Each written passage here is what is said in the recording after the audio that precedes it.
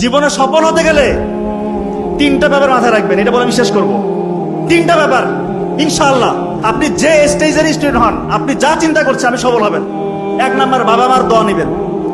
মা যদি বেঁচে থাকে মায়ের পায়ের নিচে বসে থাকেন, কান্নাকাটি করেন। মারা অনেক সময় বয়স হয়ে যাওয়ার কারণে একটু উল্টাপাল্টা বলতে পারে, এটা মনে কিছু নেওয়া যাবে না। মা তো বলতে পারে, পান ধরে তাকে মাপ চান, ক্ষমা চান, মায়ের দোয়া নেন, জীবন বদলে যাবে। কোথায় যাবেন আপনি চিন্তা করতে পারবেন না। বাবা বেঁচে থাকলে বাবার দোয়াটা নেন। দুই নাম্বার হচ্ছে অধ্যাবসায় লাগবে, অধ্যাবসায়টা লাগবে, এবং কিভাবে পড়তে হবে সেটা আমি বলেছি, সিস্টেমটা আমি বলেছি। নাম্বার 3, গোপন গুনাহ ছেড়ে দিতে হবে, গোপন ইবাদত করতে হবে। গোপন গুনায় যারা লিপ্ত, এই যে একটু আগে চমৎকার আলোচনা করেছে যে পর্নোগ্রাফি ইন্ডাস্ট্রি মুসলিম যুবকদেরকে ধ্বংস করার জন্য একটা হাতিয়ার। আজকে আমার কাছে হাজার হাজার পেশেন্ট ফোন দিয়ে কান্নাকাটি করে, স্যার কোনো উপায় পাচ্ছি না, কিভাবে কি চক্রে ঢুকে গিয়েছি, আজকে বের হতে পারছি না, অসহায় স্যার, আমি অসহায়, মনে হয় মরে যাই। এমনও চিন্তার বিকৃতি হয় যে তাদের এখন অপোজিট সেক্সের প্রতি আর আগ্রহ থাকে না, হোমোসেক্সুয়ালের টেন্ডেন্সি চলে আসছে পর্নোগ্রাফি দেখে দেখি। স্যার আমি চাই না স্যার যে একটা ছেলেকে আমার ভালো লাগছে, ছেলে ফোন দিয়ে বলতেছে স্যার আমার অন্য একটা ছেলেকে ভালো লাগতেছে, কেমন কথা, কান্না করে কিন্তু কোনো উপায় নাই।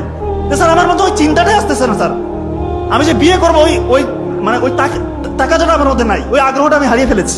স্যার আমি এরকম ছিলাম না। এই জন্য দয়া করে কেউ যদি এর আশেপাশে থাকেন, দূরে থাকেন ভাই, ধ্বংস হয়ে যাবে। এমন গোপন গুনাহ এটা, এমন ভয়ঙ্কর রোগ আপনার হবে যেটা বংশে আপনার হয় নাই কারণ, এবং এমন রোগ আল্লাহ মাফ করে হতে পারে যেটা কাউকে শেয়ারও করতে পারবেন না। এই জন্য গোপন গুনাহ ছেড়ে দেন, আল্লাহ তাআলা খুশি হয়ে যাবে। আল্লাহকে রাজি খুশির জন্য গোপন গুনাহ ছেড়ে গোপন ইবাদত করেন, তাহাজ্জুদের সালাত আদায় করেন। যে স্বপ্ন আপনি দেখবেন সে স্বপ্ন ইনশাআল্লাহ বাস্তব। আমাদের ব্রেইনের একটা সিস্টেম আছে, আমরা জানিয়ে ভাবি, জানিয়ে চিন্তা করি, ব্রেইনের মধ্যে তখন রেটিকুলার অ্যাক্টিভেটিং সিস্টেম চালু হয়ে যায়, RAS বলে। জানিয়ে চিন্তা করবেন, জানিয়ে ভাববেন, ব্রেইন তখন আপনাকে ওইভাবে পরিচালিত করবে। আর আল্লাহর সাথে কানেকশন আপনার আছেই। তার মানে এখন যারা চিন্তা করছেন যে আমি বড় ডাক্তার হব বা ইঞ্জিনিয়ার হব, বড় সায়েন্টিস্ট হব, ইসলামীর বড় দিনের দায়ী হব, আলেম হব, ইসলামকে নিয়ে চিন্তা করেন। 700 শতাব্দীর দিকে ইসলাম কোথায় ছিল?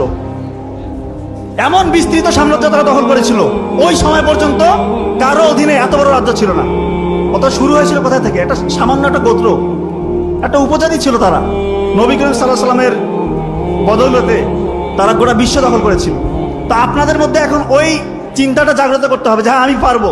শুধু ডাক্তার ইঞ্জিনিয়ার হলে হবে না, এমন কিছু করতে হবে ইসলামের কাজে যেন লাগে, ইসলামের জন্য নিজেকে ডেডিকেশন নিয়ে আসে নিজের মধ্যে, যে ইসলামের জন্য আমি কাজ করবো। গোপন ইবাদত করেন, আপনি যা চাচ্ছেন